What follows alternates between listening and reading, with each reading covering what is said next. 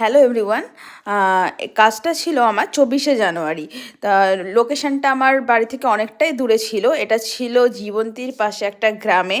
তা রাস্তাটা প্রচণ্ডই খারাপ। আমরা সকাল 7টায় বাড়ি থেকে বেরিয়ে গেছিলাম, আর দেখতেই পাচ্ছ সেদিনকে কীরকম কুয়াশা পড়েছিল।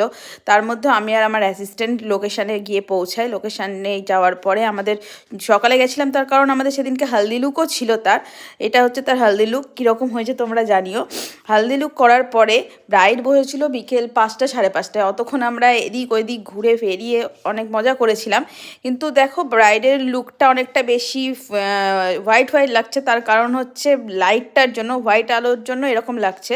তা ব্রাইড যেখানে বসেছিল সেখানে আমি গিয়ে যখন ছবি তুললাম, তখন লুকটা একদম ঠিকঠাক লাগছিল। সেই ছবিটা তোমাদের সাথে শেয়ার করেছি, তোমরা দেখে বলো কেমন হয়েছে। আর তোমরাও যদি তোমাদের স্পেশাল ডেতে এরকম লুক পেতে চাও, তাহলে ওপরে স্ক্রিনে দেওয়া নাম্বারে আমার সাথে কন্ট্যাক্ট করবে। আর কাজটা ভালো লাগলে অবশ্যই লাইক, কমেন্ট এবং